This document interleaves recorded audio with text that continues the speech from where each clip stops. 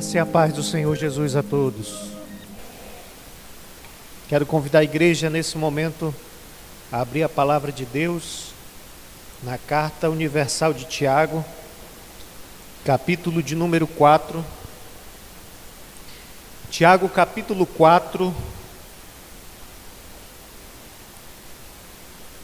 versículo 4 ao versículo de número 10. A palavra do Senhor diz assim: gente infiel, vocês não sabem que a amizade do mundo é inimizade contra Deus? Aquele, pois, que quiser ser amigo do mundo se torna inimigo de Deus. Ou vocês pensam que é em vão que a Escritura diz: é com ciúme que por nós anseia o Espírito, que Ele fez habitar em nós. Mas Ele nos dá cada vez mais graça.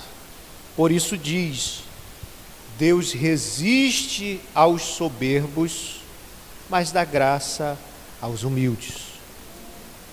Portanto, sujeitem-se a Deus, mas resistam ao diabo, e ele fugirá de vocês.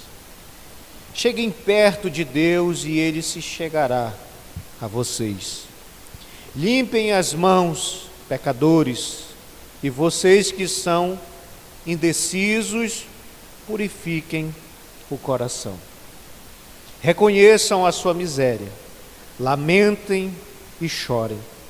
Que o riso de vocês se transforme em pranto e que a alegria de vocês se transforme em tristeza. Humilhem-se diante do Senhor e Ele os exaltará. Amém, meus irmãos? Vamos orar. Senhor, nosso Deus e nosso Pai, nós estamos aqui uma vez mais em Tua presença, reunidos neste lugar como igreja.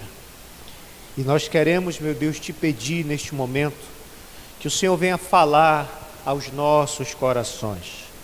Pedimos que Teu Espírito Santo abra o nosso entendimento para que a gente possa compreender a Tua palavra. E por meio da Tua palavra, Senhor, que ocorra em nossas vidas mudanças, que sejamos conformados à imagem do Teu Filho Jesus. Que o Senhor possa, meu Deus, também lançar por terra tudo aquilo que venha, meu Deus, se levantar contra este momento. No nome do Senhor Jesus, nos guarda debaixo da Tua mão poderosa, Senhor, e fala, Deus, aos nossos corações, porque por esta razão nós estamos aqui, Deus. Queremos aprender contigo e com a Tua palavra. No nome de Jesus, Pai, que assim seja. Amém. Amém, irmãos. Graças a Deus. Semana passada nós começamos a falar sobre o capítulo 4 de Tiago. E é importante nós termos em mente que Tiago ele está tratando com problemas que estavam acontecendo naquele momento, naquele contexto entre os irmãos. E o objetivo de Tiago é mostrar a esses irmãos que existem atitudes que não são compatíveis com uma fé genuína, não são compatíveis com uma fé verdadeira, que não são compatíveis com o cristianismo, que não são compatíveis com o Evangelho do Senhor Jesus. E no versículo 1, Tiago nos mostra que uma dessas atitudes que não são compatíveis com uma fé verdadeira é brigas e contendas. Outra coisa que Tiago nos mostra, no versículo 2, é que a cobiça e a inveja também é incompatível com uma fé verdadeira. E o versículo 3 nos diz também que aquela pessoa que busca apenas a sua satisfação carnal, essa pessoa está tendo também uma atitude que não condiz com o Evangelho do Senhor Jesus. E hoje nós vamos falar aqui de mais duas atitudes que não são compatíveis com o Evangelho do Senhor Jesus, com a vida cristã. Amém? E o versículo 4 nos revela que uma dessas atitudes também que não são compatíveis com o Evangelho do Senhor Jesus, com o cristianismo, é a amizade com o mundo. Tiago, ele diz no versículo 4: gente infiel, vocês não sabem que a amizade do mundo é inimizade contra Deus. Aquele, pois, que quiser ser amigo do mundo, se torna inimigo de Deus. Em primeiro lugar, nós precisamos entender o que Tiago está se referindo quando ele fala de mundo. Qual é o mundo que Tiago está falando aqui no versículo 4? Nós precisamos saber, meus irmãos, que o mundo que Tiago está se referindo não é a criação de Deus, não é a natureza, não é o planeta Terra que Tiago está se referindo.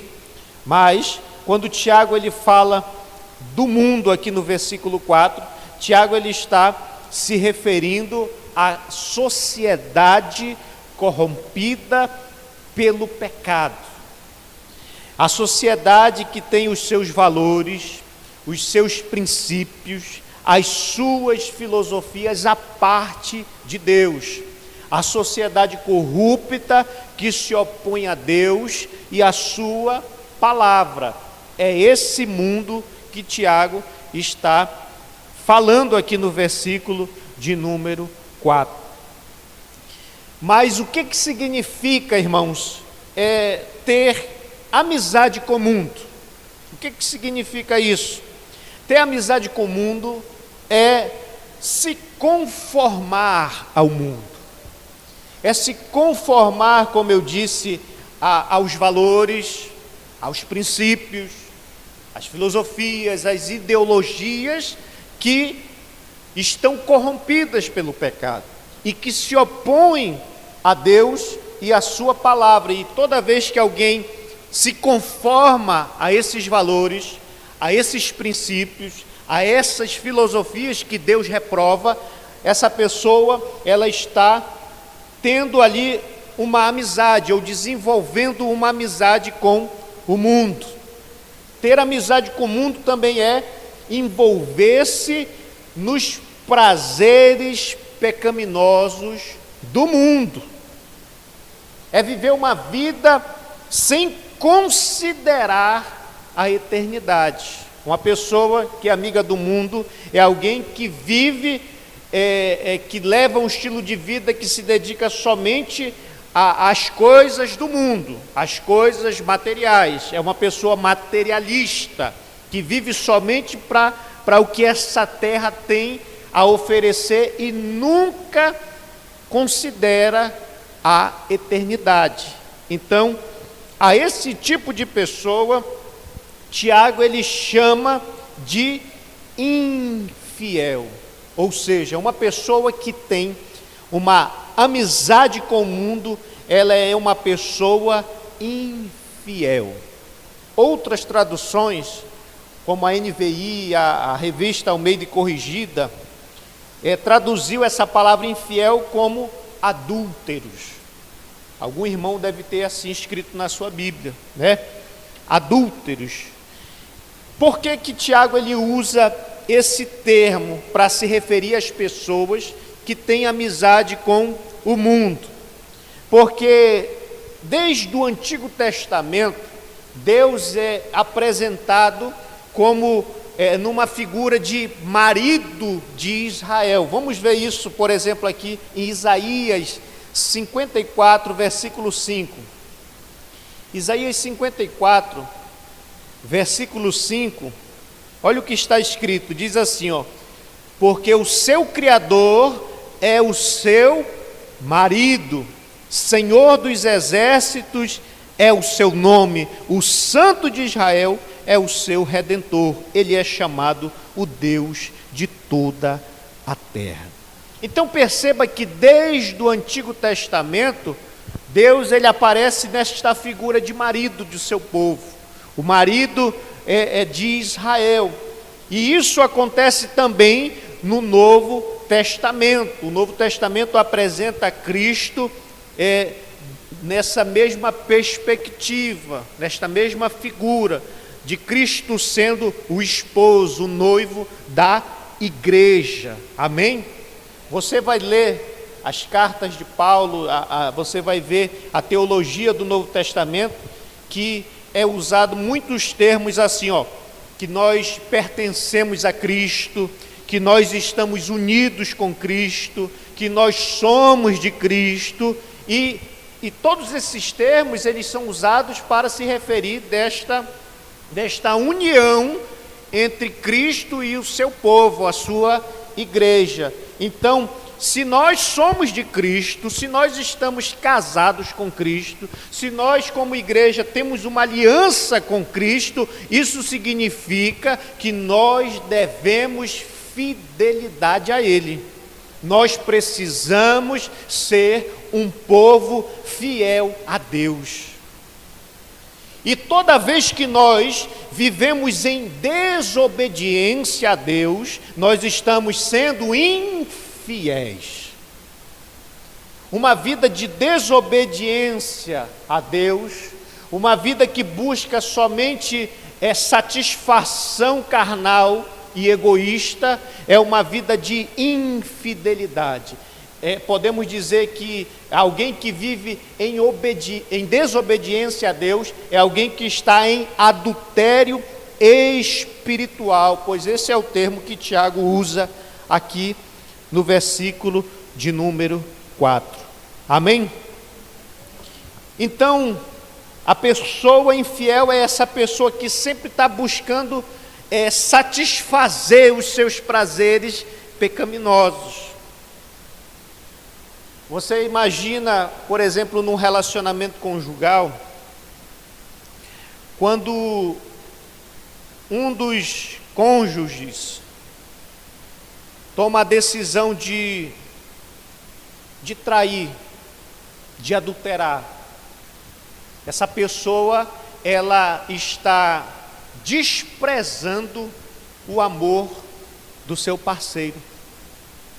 E toda vez que nós vivemos uma vida de desobediência a Deus, nós estamos da mesma maneira desprezando o amor que Deus ele tem por nós. E quem vive desta forma, a Bíblia está nos dizendo que é alguém que é inimigo de Deus. A Bíblia também nos ensina que quem é amigo do mundo é alguém também que despreza a seguinte verdade, de que Deus, ele nos deu o seu Espírito. Quando nós cremos no Senhor Jesus, quando nós fomos reconciliados e unidos com Cristo, a Bíblia nos diz que Deus, ele nos deu o seu Espírito. Amém? E o Espírito que Deus ele nos deu, ele passou a habitar em nós. Nós somos habitação do Espírito Santo. E esse Espírito que nos foi dado, esse Espírito que habita em nós, a Bíblia nos diz que o Espírito ele anseia por nós e ele tem ciúme de nós. E quando nós falamos, usamos esse termo, ciúmes, muitas pessoas podem se escandalizar com esse termo. Porque nós temos uma ideia de que o ciúme é algo, a gente só enxerga o ciúme como algo negativo. Nós só enxergamos o ciúme como algo pejorativo. Mas olha o que diz o versículo de número 5, Tiago 4, versículo 5, que diz assim, ou vocês pensam que é em vão que a Escritura diz, é com ciúmes que por nós anseia o Espírito que Ele fez habitar em nós.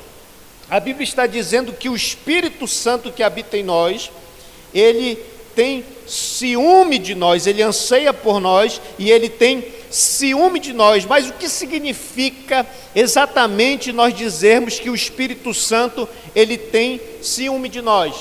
Significa que o Espírito Santo é um Espírito que zela pelo seu povo. O ciúme aqui tem um sentido de zelo pelo seu povo.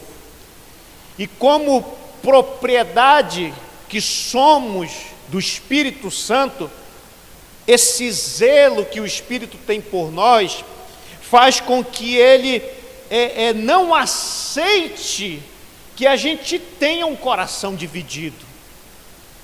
Nós não podemos ter um coração dividido.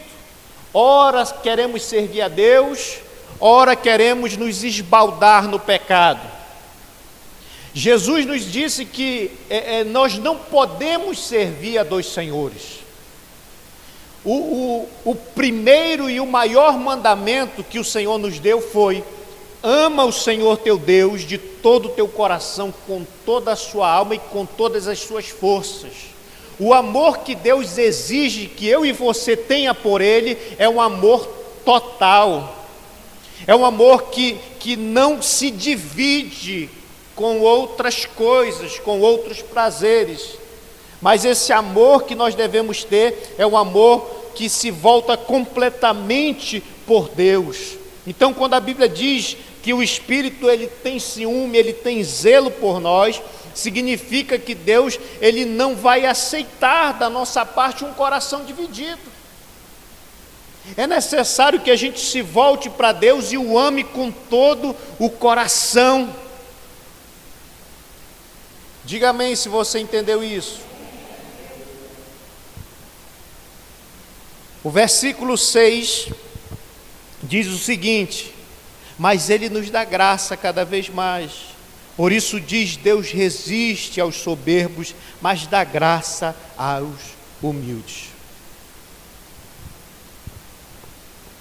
Atitudes que não são compatíveis com uma fé verdadeira, genuína, com o cristianismo verdadeiro primeiro, ter amizade com o mundo. Quem tem amizade com o mundo está equivocado, está tendo uma atitude que não condiz com o verdadeiro evangelho. Uma outra atitude que não condiz com o evangelho é a soberba. A soberba. Quais são as características de uma pessoa soberba? Uma pessoa soberba é aquela que quer ser o centro das atenções. Um exemplo bíblico de pessoas que eram soberbas eram os fariseus. Eram pessoas que gostavam de ser vistas pelos homens. Eles faziam as suas orações nas esquinas, bem alto, para que todos olhassem para eles e dissessem: poxa, que homem religioso, que homem de Deus. Mas eles faziam isso não com a intenção de serem ouvidos por Deus e nem com a intenção de agradarem a Deus, mas eles faziam isso para promoção própria. Eles faziam isso para que eles fossem o centro das atenções. Isso são características de uma pessoa soberba. Uma pessoa soberba é alguém que se julga superior aos demais. Uma pessoa que se julga melhor do que os outros. Uma pessoa soberba também é uma pessoa que encontra um verdadeiro problema em se relacionar com Deus.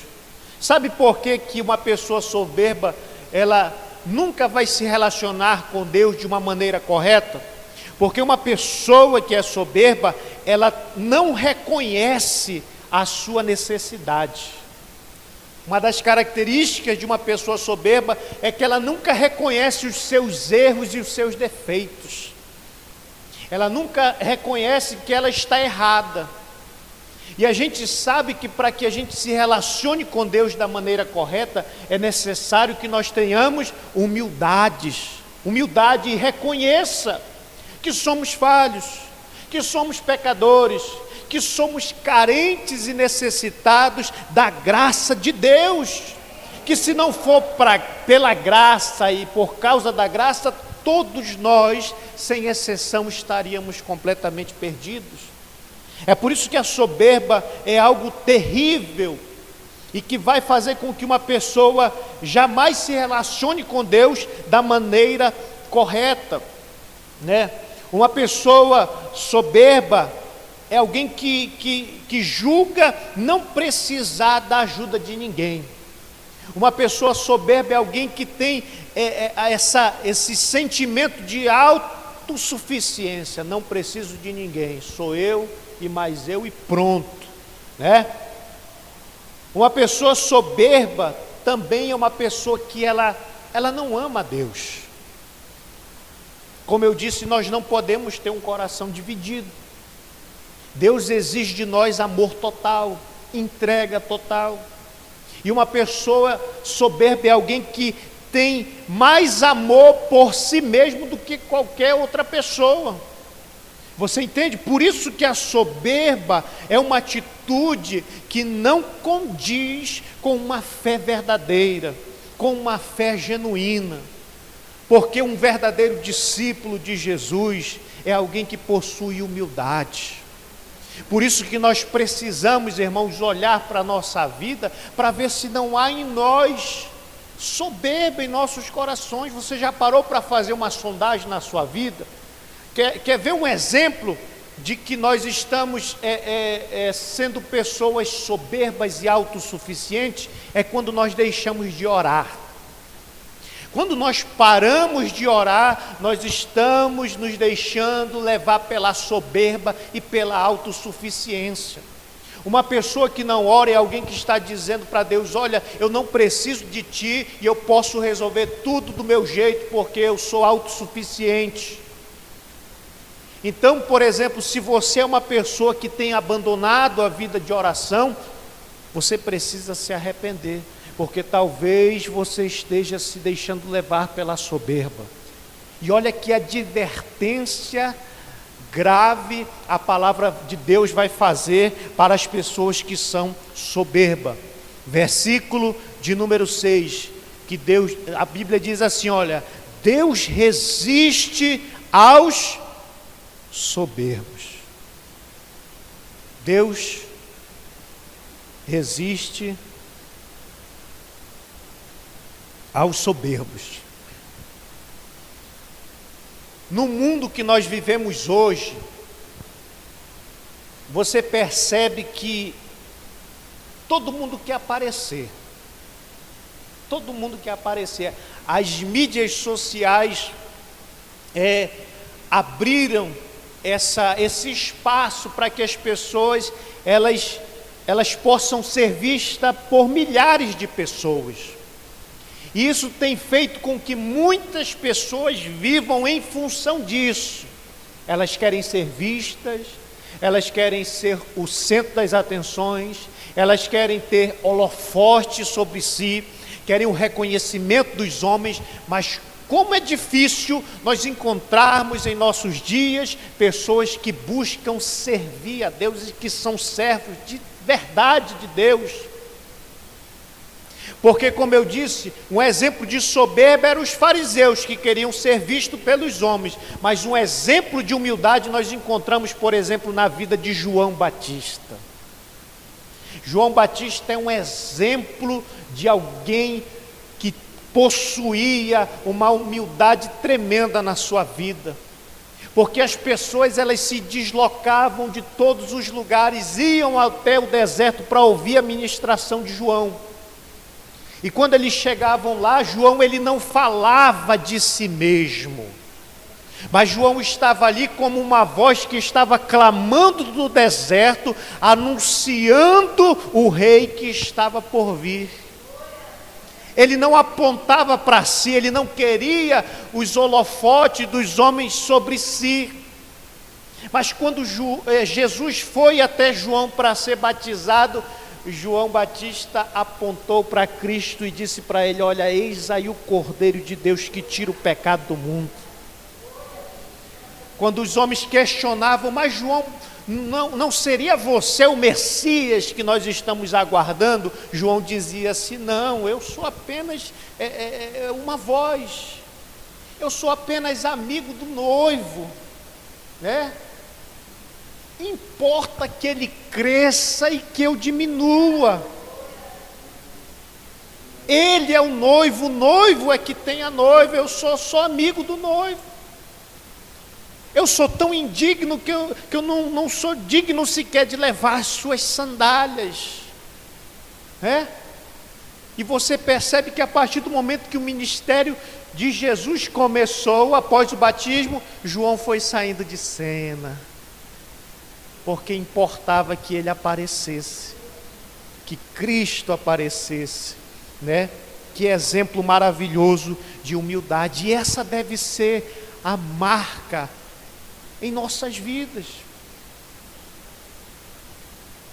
Nós não devemos buscar os holofotes, nós devemos buscar apresentar a Cristo, nós devemos buscar servir a Cristo de todo o coração e abandonar a soberba, porque diz a palavra: Deus resiste ao soberbo. Imagine você, essa palavra Deus resiste ao soberbo, é para se referir que Deus ele está em oposição à pessoa que é soberba.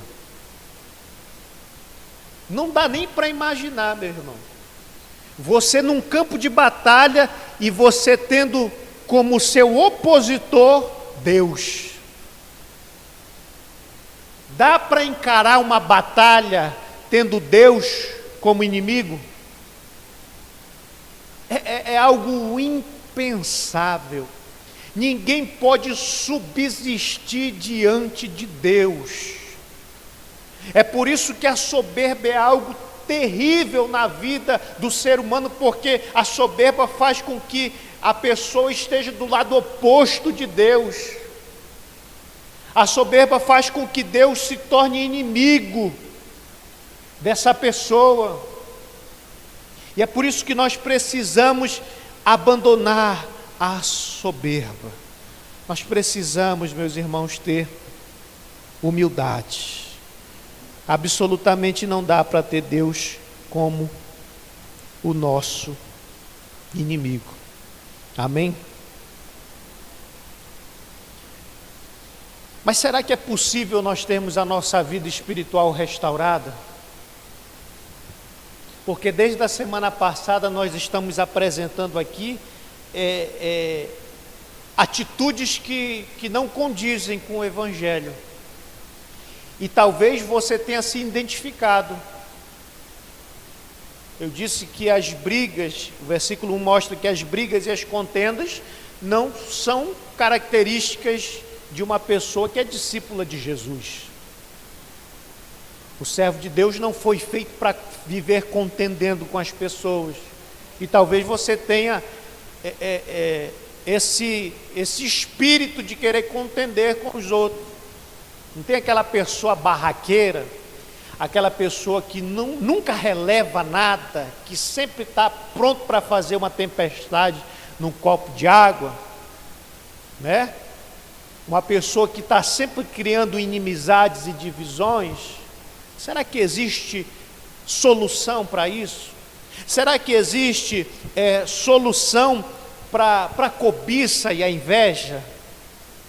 Porque a cobiça também é um problema, e é um problema porque não é um pecado que as pessoas estão vendo assim, descaradamente. Não é um pecado descarado, é um pecado interno. A inveja também é um pecado interno,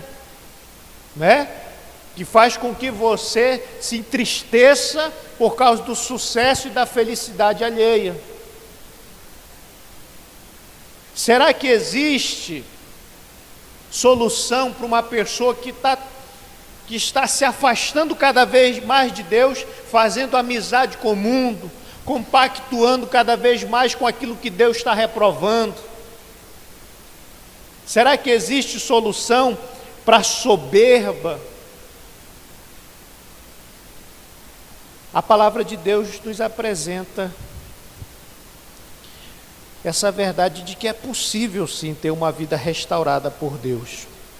Vamos ler aqui o versículo de número 7, versículo 7, Tiago ele começa a nos apresentar algumas orientações práticas para que a gente tenha a nossa vida espiritual restaurada. Meu irmão, tudo que nós precisamos é ter a nossa vida espiritual restaurada.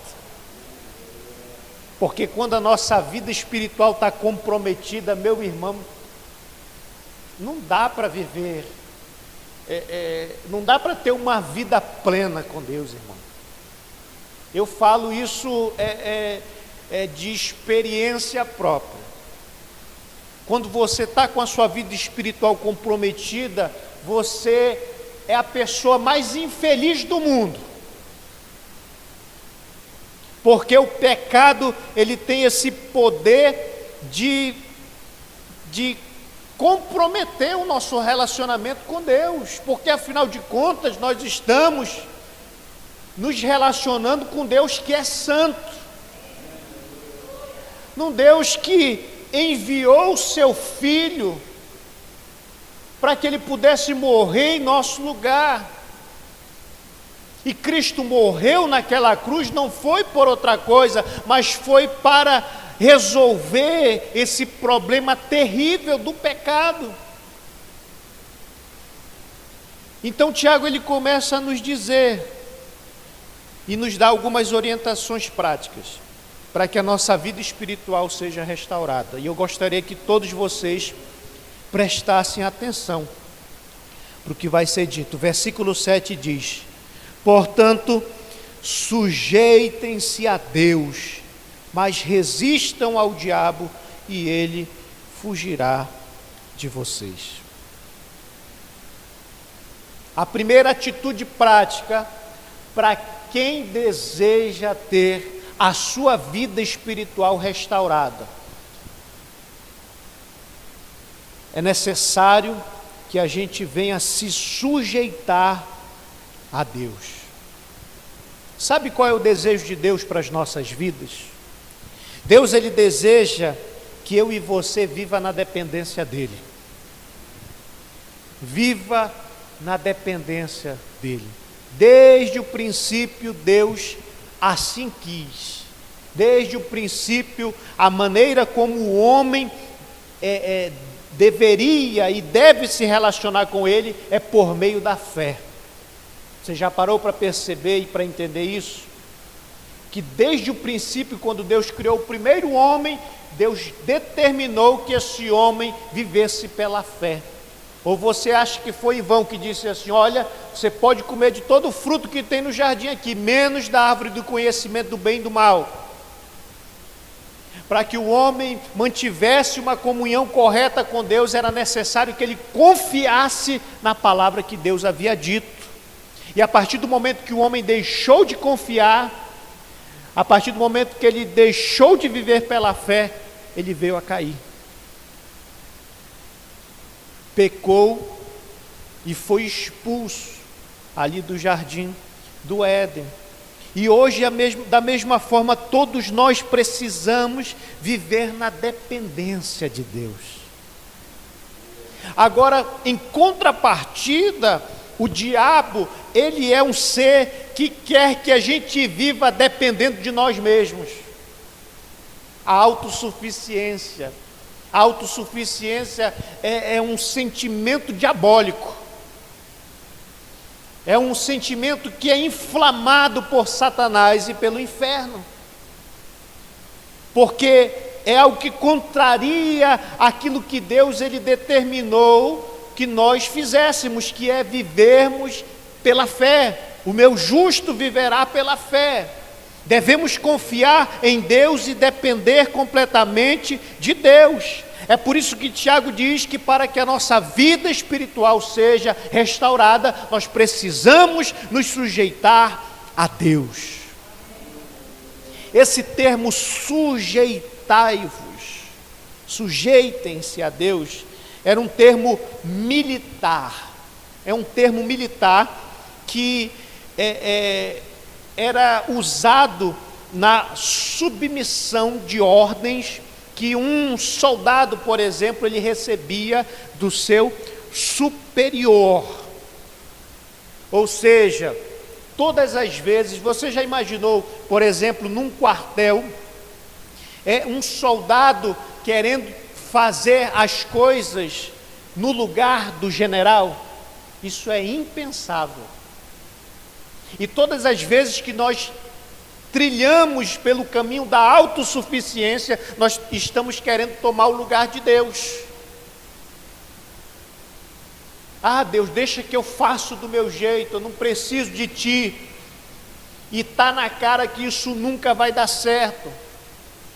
É por isso que a Bíblia diz que para que a nossa vida espiritual seja restaurada, precisamos nos sujeitar a Deus. O que é sujeitar-se a Deus? É nós colocarmos a nossa vida, é nós colocarmos cada área da nossa vida debaixo da autoridade de Deus. Dizer assim: Deus, eu desisto de querer fazer as coisas do meu jeito. A partir de hoje, eu quero que o Senhor tome as rédeas da minha vida. A partir de hoje, eu quero que o Senhor me diga o que eu devo fazer. Isso é sujeitar-se a Deus. Você quer ter a sua vida espiritual restaurada? Então comece se sujeitando a Deus, abandonando a soberba e a autossuficiência, dizendo: Deus, até hoje eu tenho buscado viver a minha vida fazendo as coisas do meu jeito, nunca parei para ouvir os teus conselhos e aquilo que o Senhor deseja que eu faça, mas a partir de hoje eu quero sujeitar cada área da minha vida à tua autoridade. Sujeitar a minha vida familiar, a minha vida financeira, a minha vida de amizades, tudo quero sujeitar a Ti. A segunda coisa que nós devemos fazer para termos a nossa vida espiritual restaurada é resistir ao diabo. Quando nós falamos do diabo, ou quando muitas pessoas ouvem falar do diabo, o primeiro sentimento que vem é de medo. Falou no diabo, já fica: pastor, não fala muito esse nome, porque não tem nem madeira para a gente bater 3 vezes.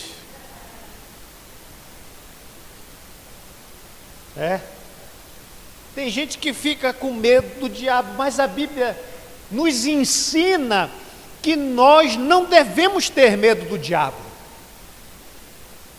A Bíblia nos ensina que nós devemos resistir ao diabo.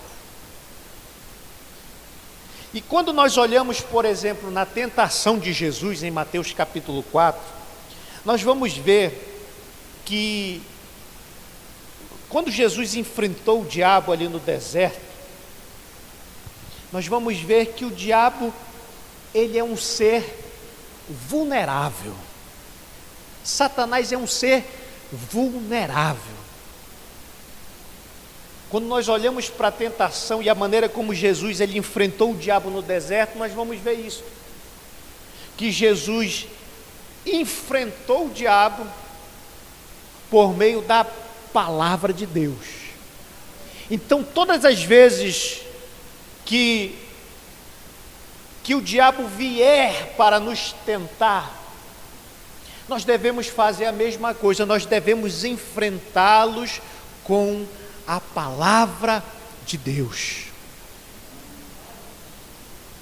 Nesse confronto entre nós e o diabo, porque são os 3 maiores opositores do ser humano: a carne, a nossa natureza que se inclina para o pecado, o diabo que se opõe com os seus demônios contra os homens, e o mundo, que é esse sistema corrompido e caído que se opõe a Deus e a sua palavra. Esses 3 vivem fazendo guerra contra as nossas vidas, E a palavra de Deus nos mostra que Satanás ele é vulnerável. Nesse combate, nesse confronto entre Satanás e o povo de Deus, vamos dizer assim, é vitória ganha para aquele que entende, para aquele que tem o conhecimento de Deus, para aquele que tem conhecimento da palavra de Deus. Por quê? Porque quando nós caminhamos em santidade, nós estamos revestidos com a armadura de Deus, né? Couraça da justiça, capacete da salvação, calçados pela a sandália da pregação do Evangelho. Nós estamos revestidos. O nosso adversário Satanás, o que aconteceu com ele? Na cruz a Bíblia diz que Cristo despojou eles e os expôs à vergonha.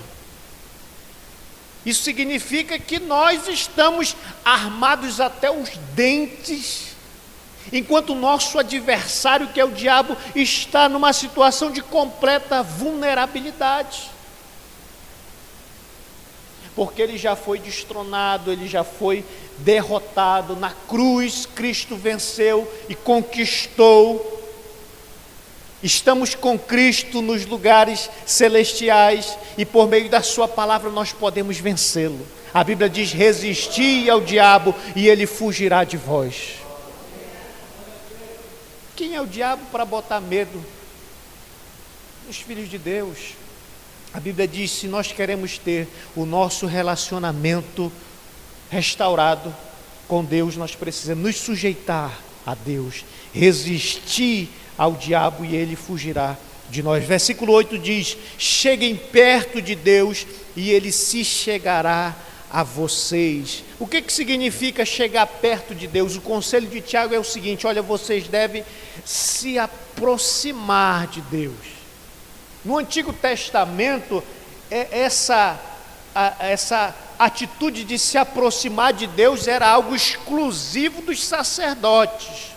Somente os sacerdotes eles podiam ir apresentar algum sacrifício a Deus, fazer expiação pelo pecado do povo.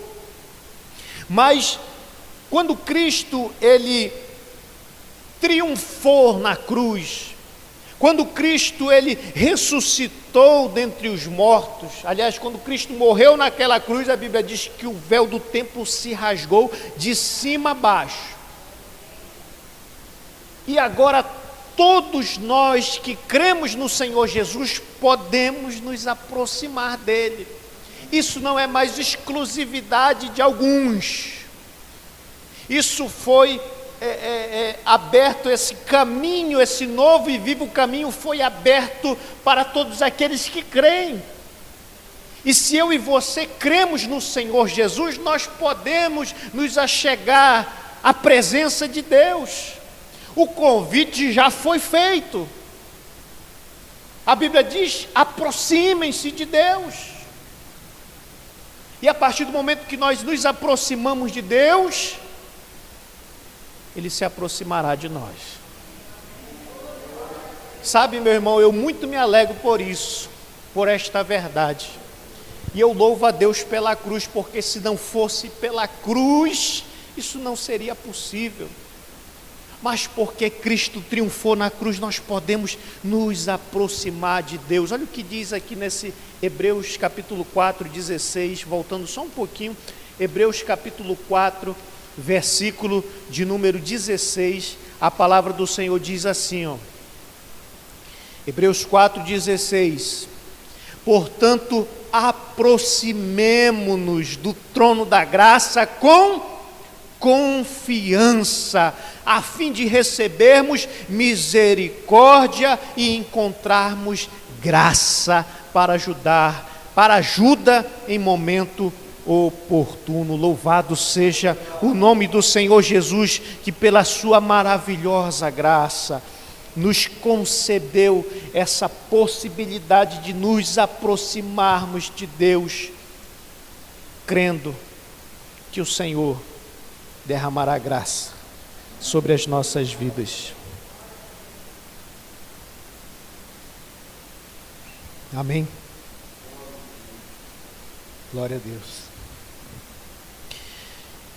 Versículo 8 continua dizendo: cheguem perto de Deus, ele se chegará a vocês, limpem as mãos, pecadores, né? Esse termo limpar as mãos fala de nós abandonarmos o pecado, abandonarmos o mal. Esse termo limpar as mãos fala de nós desistirmos de fazermos o mal. Por quê? Porque para que a gente tenha essa comunhão com Deus, nós precisamos ter a atitude de abandonarmos o pecado, limpando o nosso coração, desistindo de fazer o mal. Versículo 9 diz: reconheçam a sua miséria, lamentem e chorem, que o riso de vocês se transforme em pranto e que a alegria se transforme em tristeza. Então veja bem, para quem deseja ter a sua vida restaurada por Deus, se sujeitar a Deus, resistir ao diabo, devemos nos aproximar de Deus, limpar as mãos, ou seja, desistir de fazer o mal e reconhecer a nossa miséria. Você vê que essas são atitudes opostas, diferentes daquela pessoa que é soberba. Reconhecer a miséria, lamentando e chorando, transformando o nosso riso em pranto e a nossa alegria em tristeza. E o versículo 10 ainda diz: humilhem-se, ou seja, devemos nos humilhar diante de Deus. Agora, nós precisamos entender o seguinte: quando a Bíblia diz que nós devemos nos entristecer, que nós devemos chorar, que nós devemos reconhecer as nossas misérias, a Bíblia não está se opondo à vida feliz e alegria do Espírito que o cristão tem. Mas a Bíblia está falando que nós não devemos ter aquela insensibilidade de deixarmos de reconhecer quando estamos em pecado. Nós não podemos deixar de ter essa sensibilidade de reconhecer que erramos e que pecamos. O próprio Senhor Jesus, no Sermão do Monte, em Mateus 5, versículo 4, o que ele disse? Ele disse: bem-aventurados são os que choram, porque eles serão consolados. A atitude condizente com uma pessoa que de fato teve a sua vida transformada por Cristo é alguém que reconhece as suas falhas, os seus pecados. É uma pessoa que diante do pecado é uma pessoa que não é indiferente.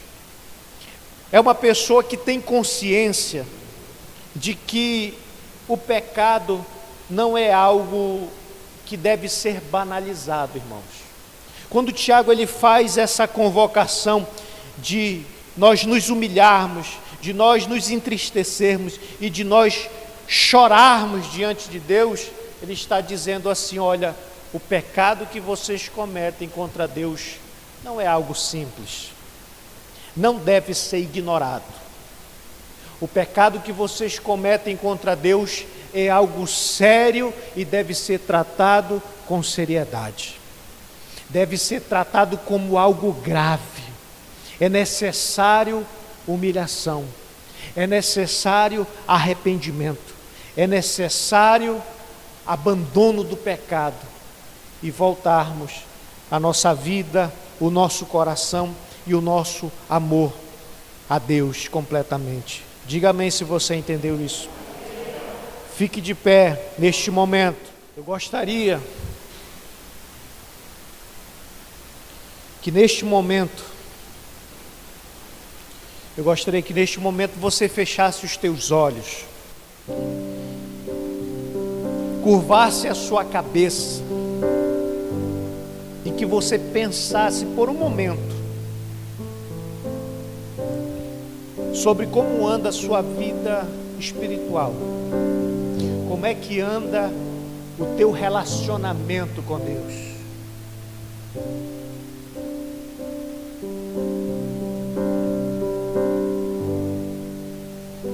Será que a maneira como você tem conduzido a tua vida não tem feito com que você esteja hoje mais amigo do mundo do que amigo de Deus? Será que a maneira como você tem se comportado não tem mostrado que você tem sido uma pessoa que tem demonstrado por meio das tuas atitudes que você não está tendo uma fé genuína no Senhor Jesus? A palavra de Deus, ela vem e nos mostra a nossa condição. É possível termos a nossa vida espiritual restaurada. É possível que o nosso relacionamento com Deus seja restaurado.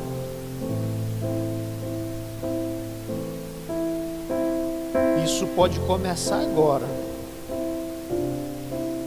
por meio de uma oração sincera, por meio de um coração quebrantado, que se humilha diante de Deus e que diz: meu Deus, eu reconheço que tenho andado distante de Ti,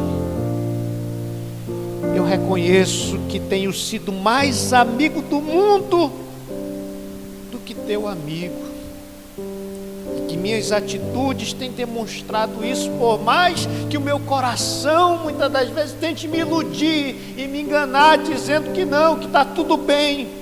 O Teu Espírito fala e me diz que não está, e que eu preciso me arrepender. E eu te peço agora, Senhor, nesta oração, faz isso na minha vida, Senhor. Quebranta esse coração endurecido, porque a Tua palavra diz que sacrifício agradável a Ti é um espírito quebrantado, que um coração quebrantado e contrito o Senhor não desprezará. Porque eu estou rindo, Senhor, agora, quando na verdade eu deveria era chorar pelas minhas misérias e pela situação que eu me encontro. Por isso, meu Deus, eu te peço que Tu venhas fazer isso em mim. Espírito Santo de Deus, tira as escamas dos nossos olhos, para que a gente enxergue a gravidade dos nossos pecados, para que a gente caia em si e diga: não dá para estar no lado oposto de Deus, não dá, meu Deus, para sermos inimigos Teus. Nós nos rendemos a Ti, nós entregamos os pontos e Te pedimos, meu Deus, faz a Tua obra em nossas vidas. Nós nada somos pó, somos vasos de barro, Senhor. Jesus, vem mudar o nosso coração, tira todo o orgulho e soberba, Senhor. Faz com que a gente tenha, meu Deus, um espírito humilde, porque a Tua palavra nos diz que somente aquele que se humilha é que será exaltado, mas aquele que se exalta, meu Deus, será humilhado.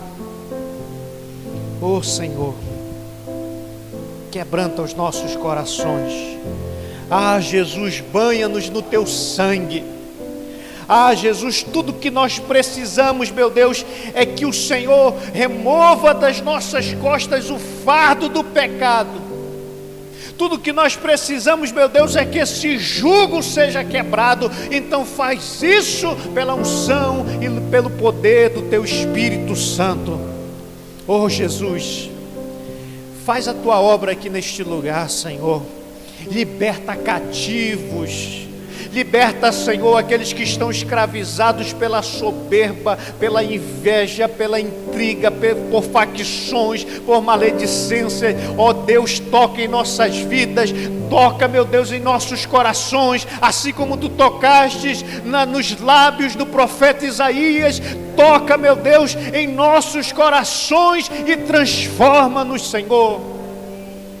Ah, Jesus, não dá para prosseguir, não dá para sair deste culto, Senhor, com esse fardo, com essa culpa e com essa acusação.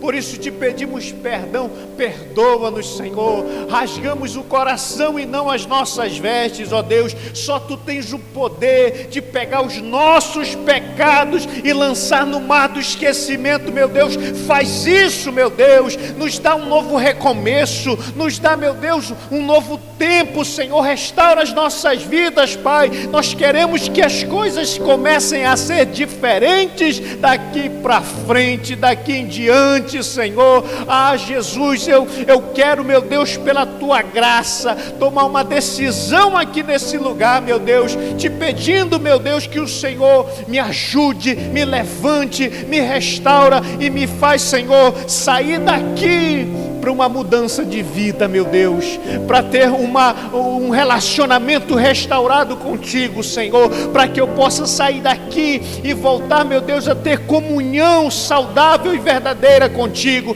para que eu saia daqui e tenha a minha vida de oração restaurado, para que eu volte a amar a tua palavra, Senhor, e desejar, meu Deus, buscar ser guiada por ela, meu Deus. Que o meu desejo seja fazer a tua vontade. Ah, Deus, me ajuda a abrir mão desses desejos carnais que me afastam de ti, Jesus. Me aproxima de ti, Senhor. Eu quero estar aqui na tua presença, não somente agora. Quero sair em tua presença, quero estar em tua presença em todo momento, e que o Senhor me faça consciente disso. Ó Deus, não me deixe esquecer dessa realidade, dessa verdade de que o Senhor está comigo. Ah, Senhor Jesus, torna-nos a dar a alegria da tua salvação. Torna-nos a dar, Senhor, a alegria da tua salvação, a plenitude, Senhor, do que é ser filho teu. Ah, Jesus, faz isso em nossas vidas. Louvado seja o teu nome, bendito seja o teu nome para sempre. Que o Senhor seja adorado. Te louvamos pela tua palavra, te louvamos pela tua presença, te louvamos pelo teu Espírito, Senhor, que habita em nós. Amém, Jesus, graças a Deus, graças a Deus. Amém, irmãos? Você crê na palavra de Deus? Amém? Então vamos aplaudir bem forte o nome do Senhor Jesus.